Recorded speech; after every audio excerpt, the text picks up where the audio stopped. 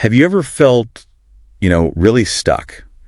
You're just hitting a wall again and again, wishing things were different, but just seeing no way forward. Yeah, that feeling of being trapped. Or maybe you've got this amazing dream. It feels so real in your head, but actually making it happen seems impossible. Right. Completely out of reach. But what if the answer isn't about struggling harder out there in the world? What if it's about this incredible power you already have inside you? Okay, intriguing. That's really the core idea we've been digging into for this deep dive, focusing on Neville Goddard's work. Neville Goddard, a fascinating figure. Definitely a real mystical thinker from the 20th century. And we're zoning in on his book, The Law and the Promise. Which is often seen as like the culmination of his teachings. Exactly. Not just theory. It's packed with these, honestly, quite astonishing true stories from people who actually use these ideas. Real proof, so to speak. Yeah. So our mission here for you is to really pull out the essence of this book. Get to the heart of it. We want to explore how Goddard presents imagination. Not just, wishful thinking or daydreaming. No, something much deeper. But as this fundamental divine power within you, the actual source your reality springs from. And I think that's the key difference, isn't it? It pushes past typical self-help or positive thinking. Way past it. This deep dive really looks at the fundamental nature of consciousness and how it connects to reality itself. So we're aiming to cut through all the dense material. Yeah, there can be a lot. And give you the critical insights, the core how-to, basically, so you can really grasp it and maybe, try it out yourself without getting totally overwhelmed. Okay, let's really get stuck into this core concept then. Goddard's central idea, according to these sources, it's that imagination is, it's more than just mental pictures. Much more. He says it's the ultimate creative power, not just in the universe, but the actual source of everything objective. It's a pretty radical claim when you first hear it, isn't it? It really is. Because the source is saying that everything you see around you, every event, every situation, it's a direct result of human imaginal activity. Wow. Yeah, there's a direct quote. Everything in the world owes its character to imagination on one of its various levels. And the thing that really jumped out at me, this power is always on, whether you know it or not. Exactly. Yeah. That's crucial. For most of us, creation is happening all the time, but it's unconscious. Right. Driven by old habits, fears. Assumptions, yeah. Deep-seated beliefs. Right. Not deliberate choices. Goddard puts it, something like the power sleeps when not consciously exercised. So you're always creating, just maybe not what you want. You're creating by default, based on whatever is running in the background, that unexamined stuff. Okay, so this is where it gets potentially empowering, right? If this is true. It puts you in charge, really in charge of your life. Absolutely. Goddard says it quite bluntly. The future will not be fundamentally different from the imaginal activities of man. So the implication is clear. If you learn to consciously use your imagination, to really feel and live in your desired reality inside, then you become the master of your fate. You shift from default creation to deliberate creation. And the source is clear. This isn't some special talent for artists or inventors only. No, it's presented as universal. Applies to everyone. Scientist, merchant, poet, actor, whoever. It's a human faculty. But then the big question comes up, doesn't it? If imagination is the cause, why do we put so much effort into fixing things on the outside? Yeah, trying to force change externally. Goddard tackles this head on in the material. He basically says, trying to change your circumstances before changing your imaginal activity. It's pointless. Like fighting reality itself. He says it's like struggling against the very nature of things. The core rule is there can be no outer change until there is first an imaginal change. That's foundational. It's presented as an absolute law, like gravity, almost. And zooming out a bit, the source talks about imagination as the ultimate, essentially non-objective reality from which objects are poured forth like sudden fancies. Okay, that's quite metaphysical. It is. It suggests a direct line that your human imagination isn't separate from some divine creator. It is that divine power working through you. As you. And while that comes with a huge weight of responsibility. Yeah, you can't really blame anyone else then, can you? Not according to this view. It demands total ownership of your inner world because that's the powerhouse creating your outer world. So manifestation isn't about attracting things out there. No, it's about unfolding them from in here. And the source warns, if you misuse this power, dwelling on negativity, fear, what Goddard calls unlovely image making. Imagining the worst. Exactly. Focusing on lack, feeding anxieties that inevitably creates unwanted results in your life. Okay, so boiling this first part down, it's about waking up this power, making your unconscious, creating conscious. Taking the reins. And setting yourself up to deliberately and responsibly direct it. Precisely. Right. So if imagination is the power, and it's our job to direct it, the next big question is how? How do you actually do that effectively? Good question. And that leads us straight into a common mistake Goddard points out. Okay. He calls it perpetual construction deferred occupancy. Perpetual construction, deferred occupancy. Meaning people build these amazing mental castles, right? They visualize, they affirm their desires, but they never actually move in. They don't adopt the feeling of already having it. It always stays out there, something for the future. I see. Keeping it at arm's length. Exactly. The secret, the source tells us, is knowing how to live in their dream until, in fact, they do just that. Living in the dream. Yes. And this distinction is vital. Yeah. Living in the dream, thinking from it, and not of it. Okay, thinking from it, not of it. What's the difference? Thinking of your desire keeps it separate. An object you want. A hope. Thinking from it means you are mentally in that state. You're experiencing the feeling, the reality of the wish already fulfilled. Right now. Because Goddard says, man is all imagination. So if you imagine being somewhere, you are there. In consciousness, which he argues is the only reality, your imagination isn't just a tool, it is your current state of being. Okay, so how do we achieve that immersion? How do we dwell therein? The method he gives is actually, well, it's quite direct, self-abandonment. Self-abandonment sounds intense. It means mentally letting go completely, surrendering yourself entirely to the feeling of that desired reality being true now. Immersing yourself in it. Totally. With love for that state and unwavering faith. And faith here isn't just hoping for the best. Not at all. Goddard defines it really powerfully as believing what is unbelievable. Believing what your senses deny. Precisely. Holding on to that feeling, knowing it's real inside, even when everything outside seems to contradict it, that's the active commitment. And he talks about spiritual sensation, right? What's that about? Yeah, that's key to making the imagined state feel real. It's not just a flat mental image. It's more vivid. Much more. You enter the imagined scene and give it sensory richness. What do you see, hear, smell, touch?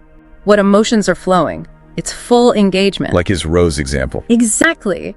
Imagine that you are holding a rose in your hand. Smell it.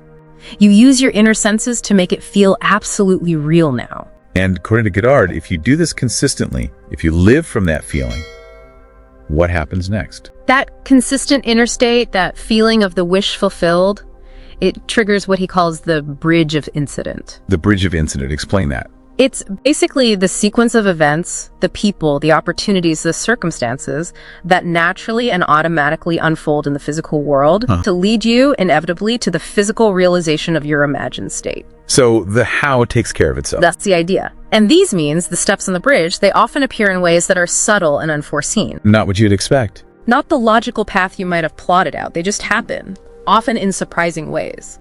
Which explains why in those stories, people often say they did nothing externally. Right.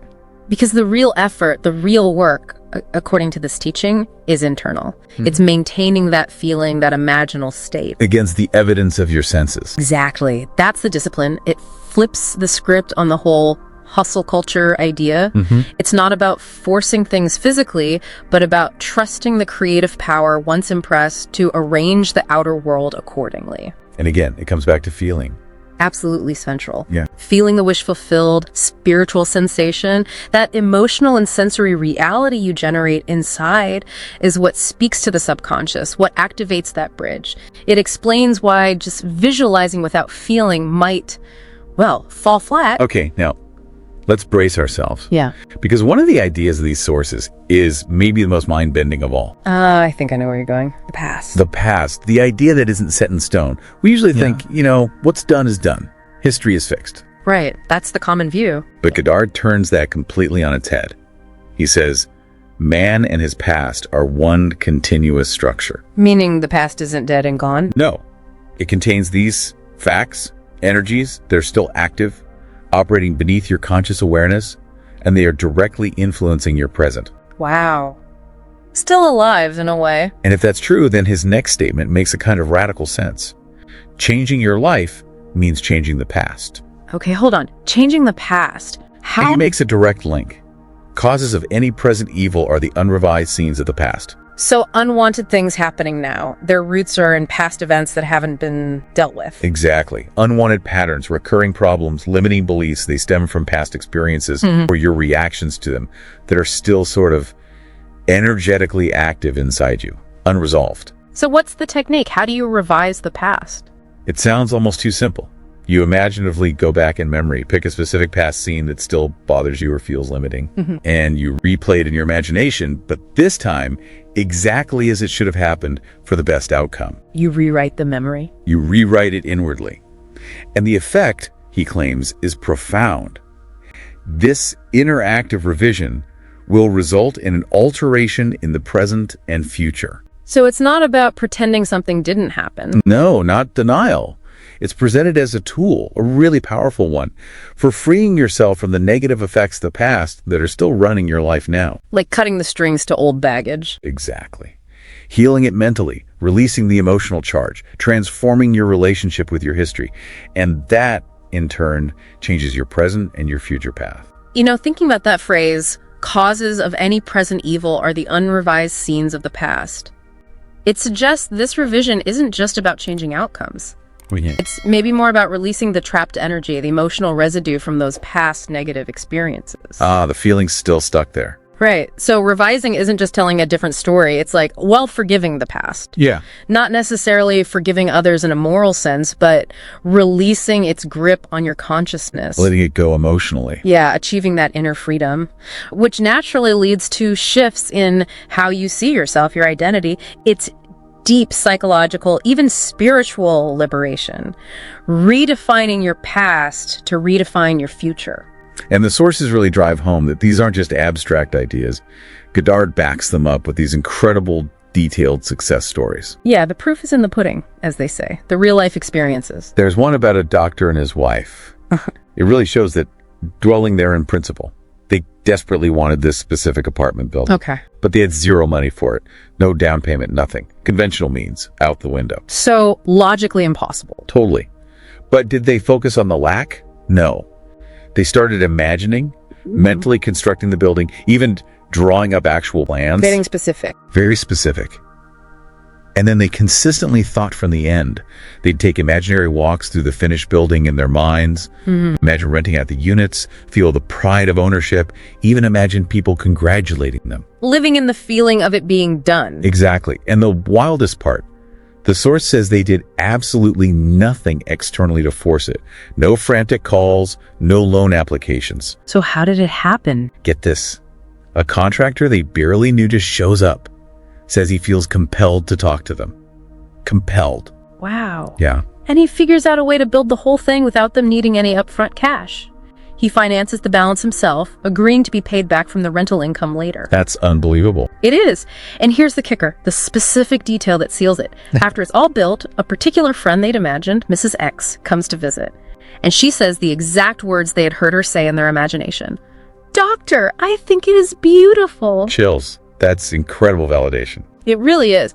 And what this story shows so clearly is manifestation happening just from that persistent inner state, that living in the end. Without the usual struggle. Zero conventional effort. It's a perfect illustration of that bridge of incident. The contractor being compelled is the unforeseen means. It really hammers home. You don't need the how. Just live in the what being done. Takes so much pressure off. Okay, then there's another one, but a woman wanting a very specific house. I remember this one. Large, English style, unique features, specific neighborhood, the works. A dream home. Totally. But every real estate agent she spoke to said, nope, impossible at your price range. Logic, facts, everything was stacked against her. Familiar story for many people. But she didn't give up. She used that idea. If I am my imagination, then I had been sleeping in it. So every night. A pre-sleep state. Yeah. She'd imaginatively go to this dream house and feel herself falling asleep there, mentally occupying it, making it hers in imagination. Consistent imaginal act. Exactly. And eventually, an agent calls about an unlisted property. Perfect match. The bridge starting to form. But even then, more obstacles. Yep. Other agents, the owner resisting, but then her husband, who wasn't even that involved, gets sort of annoyed into submitting an offer. Right into it. Okay. Right. And that night, after the offer was in but not accepted, she does her imaginal act again. Pictures herself on the dining room balcony, looks down at her husband by the fireplace, and clearly hears them say, "Well, honey, how do you like our new home?" Wow. Specific dialogue. Super specific. The very next day, they buy the house. The owner even agrees to split the property to fit their budget. Incredible. It really shows the power of sticking with it, doesn't it? Persistence, despite the outer world screaming, no. Exactly. Persistence in the imaginal act, even against all logic, leading to precise fulfillment.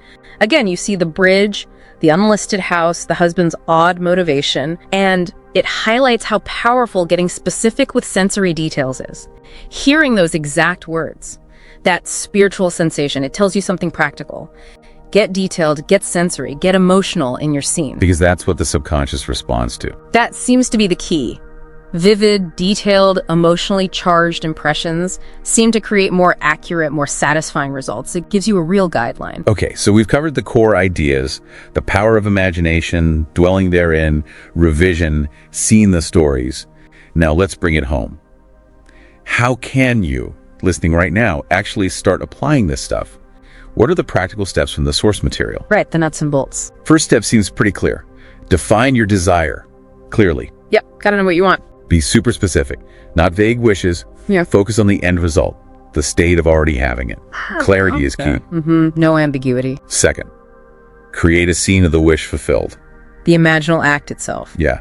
Imagine a short, vivid scene that implies it's already done. Something that would naturally happen after you got your desire. A consequence of success. Exactly. And engage those senses. See it, hear it, smell it, touch it. And most importantly, feel it. That spiritual sensation. Feel the emotions of it being real. And remember Goddard's point. Yeah. Enter into the image and think from it. Don't just look at it. Be the person in the scene. Embody that new reality. Third, and this is crucial, dwell therein. Self-abandonment part. Yes. Mentally just. Surrender to that feeling. Live in that fulfilled state as much as you can. Practice it daily. Consistency. Especially before sleep, right? When the subconscious is apparently more receptive. That's what he emphasizes, making it a constant mood or habitual attitude. And hold that faith. Believing what is unbelievable. Keep feeling it's real, even if the outside world hasn't caught up yet. And just to jump in here, the source really stresses this isn't a one and done thing. Right. It's not magic beans. No. It requires that sustained commitment, emotionally and mentally. The feeling is the fuel. Consistency helps override the old patterns. That's where people often give up too soon. Good point. So consistency and emotional engagement are vital. Paramount. Okay, fourth step. Present it as optional, but potentially very powerful. Practice revision. Dealing with the past. If there's a past event causing you pain, or limiting you now, those causes of present evil, go back in your imagination. Rescript it. Play it as it should have been. Exactly. Replay that revised version until it feels real, until you feel the relief or satisfaction of the better outcome. Rewriting your internal history. And finally, fifth, trust the bridge of incident. Let go of the how. Once you've done the inner work, defined the desire, felt it real consistently, you release the need to control how it unfolds. Trust the process. Trust that your imagination, that creative power, will arrange the means. Often in those subtle and unforeseen ways we saw. It'll build the bridge to bring it into your physical reality. Let the universe handle the logistics. So, wrapping this deep dive up, Right. the core message from Neville Goddard's The Law and the Promises is pretty staggering, isn't it? It really is. Your imagination isn't just a tool you use sometimes. It is you. It's the ultimate creative power shaping your life. You are, at your core, a conscious creator. A profound shift in perspective. And the ability to move from things as they are to things as they ought to be. It's not about luck or forcing things. It's an inherent capacity, waiting for you to understand and use it consciously. It's already within you. So we really hope this inspires you, listening, to maybe start experimenting. What is it you truly desire? What dream will you dare to imagine into reality?